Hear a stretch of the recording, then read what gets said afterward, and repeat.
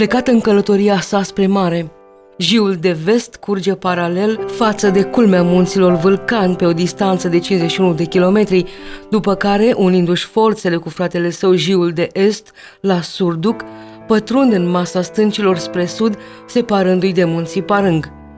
De-a lungul acestui traseu, Jiul de vest își alimentează cursul printr-o serie de afluenți care drenează apele de pe partea nordică a munților Vâlcan.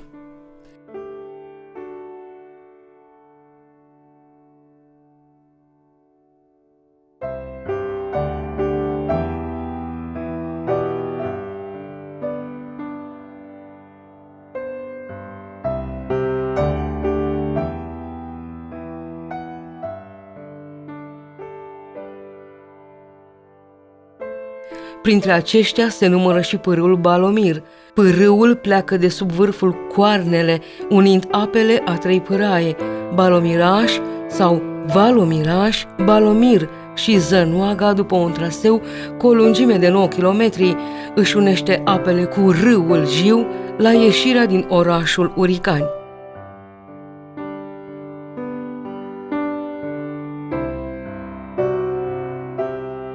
Plecat de pe culmile stâncoase ale Coarnelor și Zănoagei, în curgerea sa grăbită la vale, a dus o luptă continuă cu stânca ce se opunea curgerii sale domoale. Plecat de pe culmile stâncoase ale Coarnelor și Zănoagei, în curgerea sa grăbită la vale, a dus o luptă continuă cu stânca opusă curgerii sale domoale.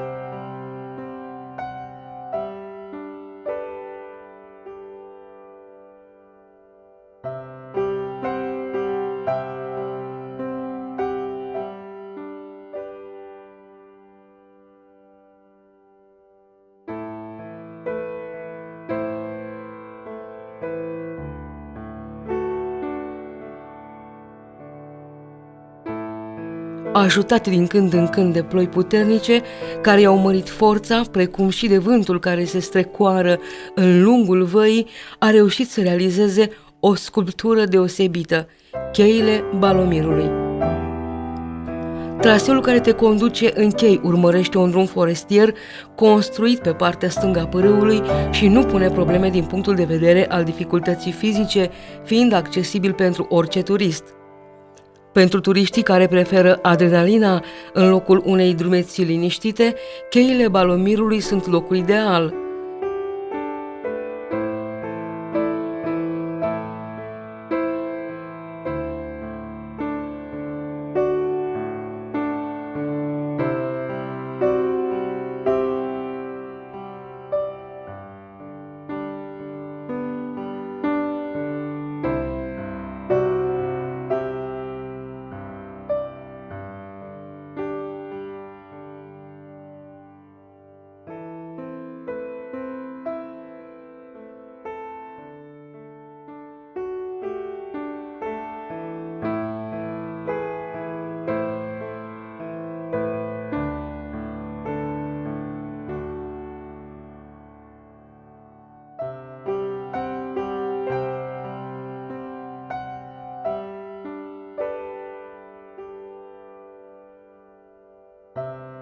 Prin grija unor iubitori ai alpinismului, în zonă au fost amenajate trasee de escaladă cu grade de dificultate între 4 și 10, oferindu-se astfel posibilitatea practicării acestui sport unui segment variat de amatori.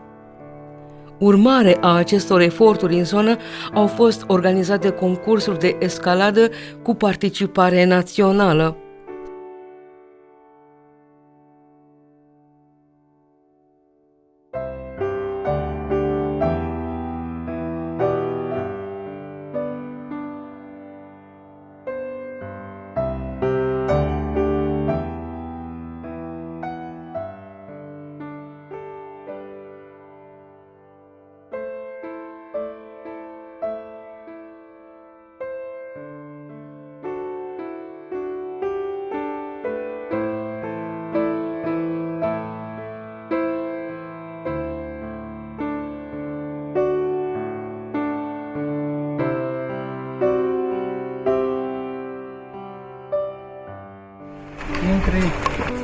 să ataci.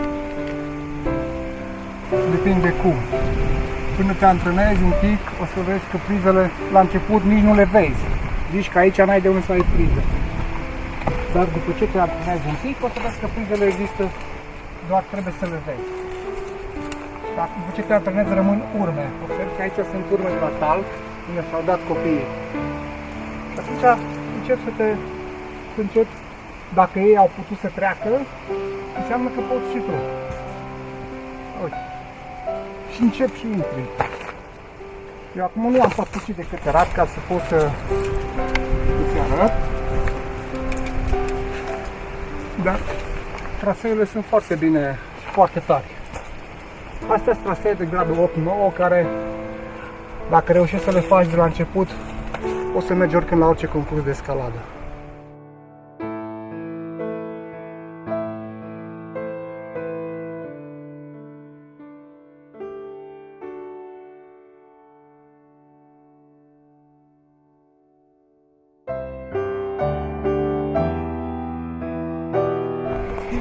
Grade de dificultate pentru toate categoriile. Pot să fie în același timp 20-30 de cățărători la perete. Unii se dau pe alea mai ușoare, se antrenează copiii pe astea de începători care sunt aici. Și acei care sunt cei mai buni, de obicei se dau în partea de jos, sunt traseele mai dificile, care are dificultate mai mare.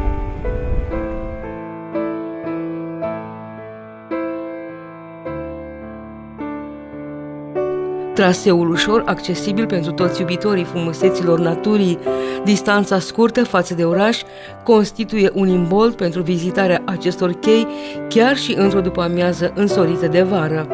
Acești munți frumos înveșmântați cu verdele intens al pădurilor de fag și brad, din timpuri imemorabile, prin frumusețea locurilor, prin bogăția de ierburi tămăduitoare și fructe de pădure, a pajiștilor bogate și liniștea de catedrală tulburată doar de vuietul apelor cristaline și a trilurilor păsărilor, a atras întotdeauna oamenii, mai ales păstorii de oi, care și-au dus în vârful muntelui sub strașina brazilor turmele. O destinație fascinantă, unică prin măreția sa, îți va oferi prilejul de a te simți împăcat cu tine însuți, de a te relaxa, iar oboseala urcușului va fi compensată de măreția priveliștilor care ți se vor arăta.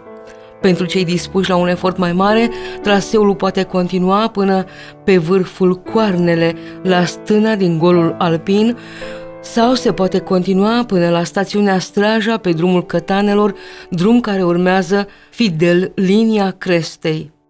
Chiar dacă vei urca singur sau însoțit de cei dragi, chiar dacă vei urca numai până la chei sau vei trece mai departe, natura te va răsplăti din plin. Sub zări scăldate în soare, ori umbrite de fantasmele colților de munte sau a falnicilor arbori, priveliștea ia contur de bazm, generând în imaginația populară legende și întâmplări despre întâmplări fantastice petrecute de mult. Datoria noastră, a contemporanilor trăitori pe aceste meleaguri de o frumusețe sălbatică, este de a proteja această comoară în care ne-a fost dat să viețuim și totodată să o arătăm lumii întregi, mândrindu-ne cu ea.